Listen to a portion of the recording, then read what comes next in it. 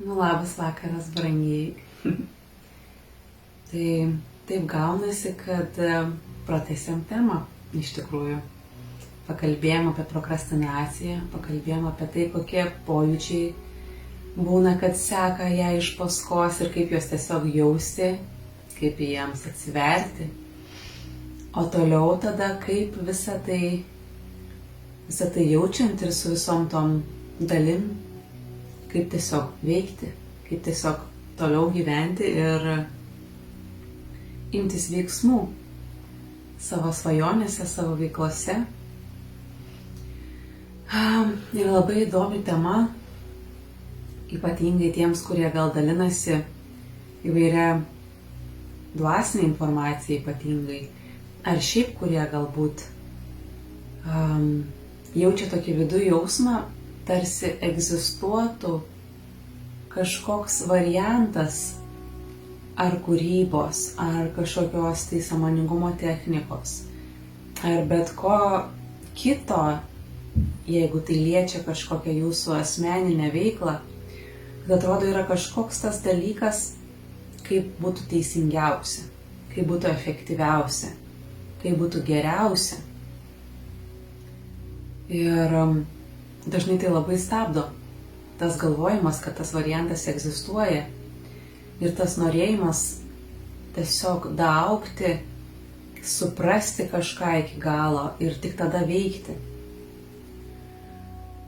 Nes kiek gyvenu, kiek visko bandau, kiek aplinkinius matau, kiek tiesiog gaunu informacijos iš įvairiausių nuostabių knygų ir mokytojų, tai kad tiesa yra labai reliatyvus dalykas, labai sąlygotas ir kintantis dalykas.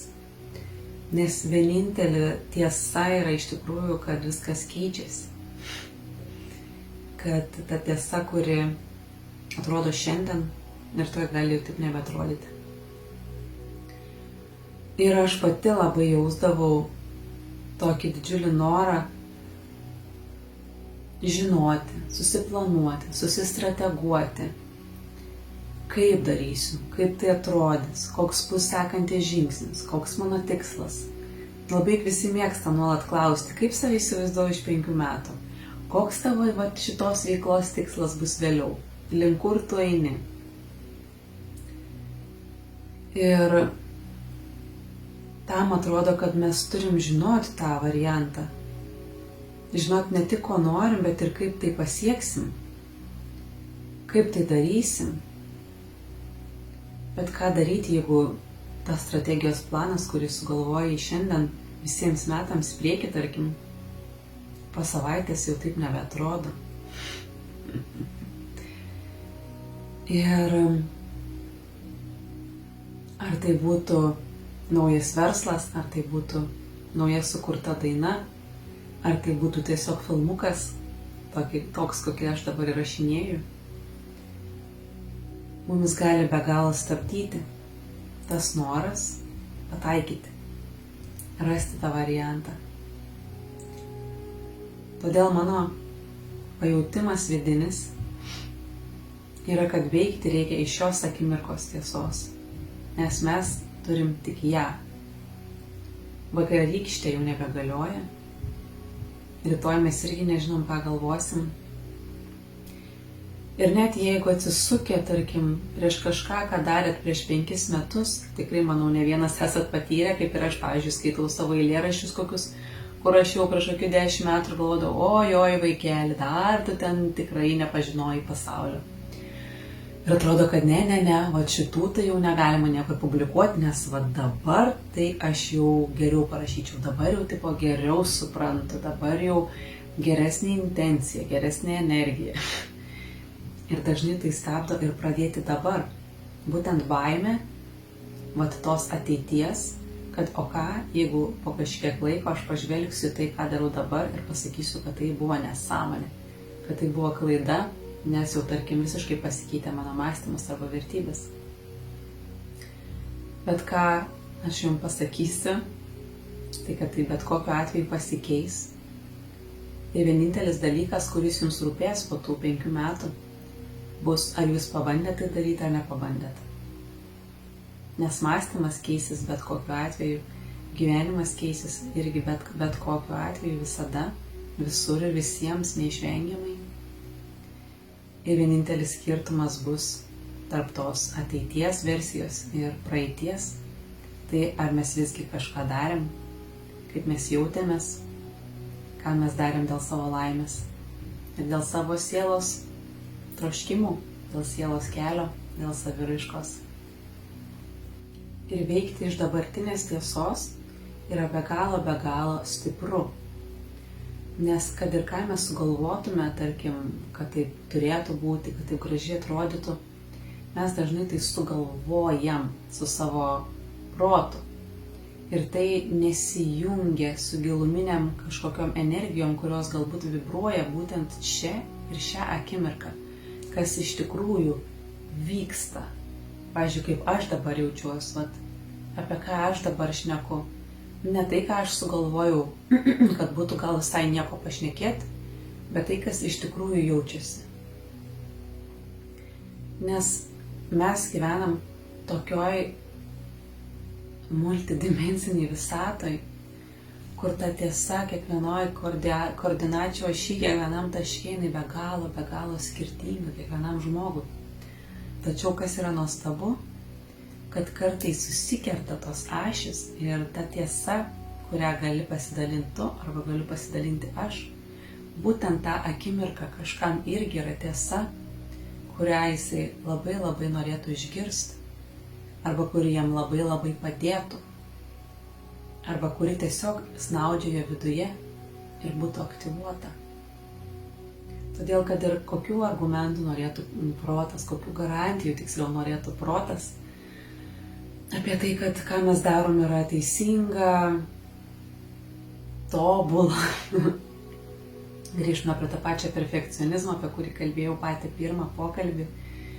Tai kad ir ko ten protas iš tikrųjų mumis įkalbinėtų ir reikalautų, net jeigu jam atrodytų visiškai nelogiška ir visiškai ne vietoj ir gal net netinkama, bet jeigu širdis tikrai jaučia ir nori, aš labai kviečiu tada tai ir daryti. Tai sakyti, tai daryti, to imtis. Ir dar kitas dalykas yra, kad darymas, tiesiog darymas, just do it. Ne veltui turi Naikas šitą šūkį, nes jis yra labai stiprus. Tiesiog darymas labai dažnai yra raktas į viską. Žinau, keistai skamba į viską. Pavyzdžiui, kai aš dabar sėdėjau prieš šitą filmavimą ir trumpai užsirašiau punktus, apie ką kalbėsiu, ir kai matau, kad jau pradėjau strigti ir jau pradėjau galvoti, apie ką čia viskas bus, ir jau kažkaip žiūriu, kad jau pareina ta energija, žinot, kur yra kaip siena, tarsi jau kaupėsi, blemba jau čia, tuoj visiškai iš vis nieko nebepadarysiu, atrodo, užspausta siena. Aš galvoju, okei, viskas, uždarom kompą, laikas tiesiog eiti ir filmuoti. Net jeigu iki galo dar ir nesugalvojau. Nes tiesiog ta siena atsiranda, kuo mes daugiau įsiveliam į proto žaidimą iš tikrųjų. O darymas, tiesiog atsistot, eiti ir daryti, yra kaip galinga energijos banga, kuri tiesiog visus ten tuos susirinkusius komisijoje diskutuotojus tiesiog nuneša. Ten atsistoja kažkas, atitraukia kėdę ir sako, viskas, darom. Ir visi tokie, ką? Nes visą savo esybę jaučiu, kad darymas tai yra sutikimas su visatos dėsniais. Nes visata niekad nesustoja, jinai yra kaip tekanti upė. Ir kai mes kažką tiesiog darom, net jeigu, pavyzdžiui, jaučiasi siaubingas užstrigimas, kaip man tikrai anksčiau užeidavo dažnai apatija, tai tiesiog atsistoti ir netgi leisti savo judėti toj apatijoje, tiesiog daryti bet kokius judesius.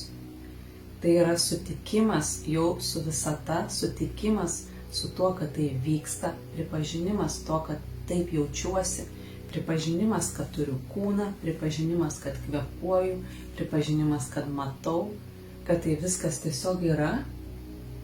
Darimas yra tarsi didelis taip gyvenimui. Ir tada energija, nori, nenori, vėl pradeda sinchronizuoti su visata ir vėl tekėti. Ir tuomet gali ateiti įvairiausi sprendimai, atsakymai, variantai ir dalykai patys savaime. Kad ir prie kokio, pavyzdžiui, žmogus dirba didelio verslo plano metų metus, bet jeigu jis nežengia to pirmo žingsnio, tai niekas nevyksta. O kartais gali net nežinoti iš viso, kas bus už 5 minučių. Bet jeigu žengi žingsnį, labai dažnai viskas tiesiog savaime pradeda klotis, savaime atsiveria kelias, jeigu darai tai tikrai iš širdies ir iš šios akimirkos tiesos. Todėl linkiu per daug neįstrigti prote, sustoti, apgalvoti, paplanuoti yra labai gerai, bet tiesiog nepamiršti, kad iš paskos visiems planams ir mintims būtinai sektų veiksmas. Nes tik kai mes veikiam, gali įsijungti visata kartu, gali įsijungti šviesos pagalbininkai kartu. Nes jie tada mato mūsų pasirinkimą, mato mūsų žingsnį į priekį. Ir tada jie gali mumis lydėti kartu. O jeigu mes stovim, laukiam, tai laukia ir visa visata. Nes mes esam laisvos sielos, laisvos rinktis ir niekas mūsų negali stumti į kažkurią pusę. Ir tai, kad mes tiesiog imsim ir darysim, nereiškia, kad nebus iššūkių, nereiškia, kad nebus įvairiausių jausmų. Tikrai labai daug visko pasitaiko, bet tai mums verčia ir taip nuostabiai tobulėti, taip nuostabiai sustiprėti, taip nuostabiai atrasti įvairiausių dalykų ir svarbiausia pažinti patiems save, tad tiesiog pasiduokit tam nuolatiniam pokyčiui, pasitikėkit šios akimirkos tiesa, kad jinai dabar yra tokia, kokia turi būti, galbūt reikalinga kažkam, būtent dabar, galbūt reikalinga tiesiog tau būtent dabar. Ir daryti, kas įvyksta, priimti, jausti ir pasitikėti. Tai šiam kartui tiek, iki kito sekmadienio. Na, kad būtų dar vaizdingiau, kaip iš tikrųjų vyksta tas Just Do It ir kiek visko tikrai būna ir vis tiek neverta visko mesti, tai pasidalinsiu su jumis porą vaizdelių.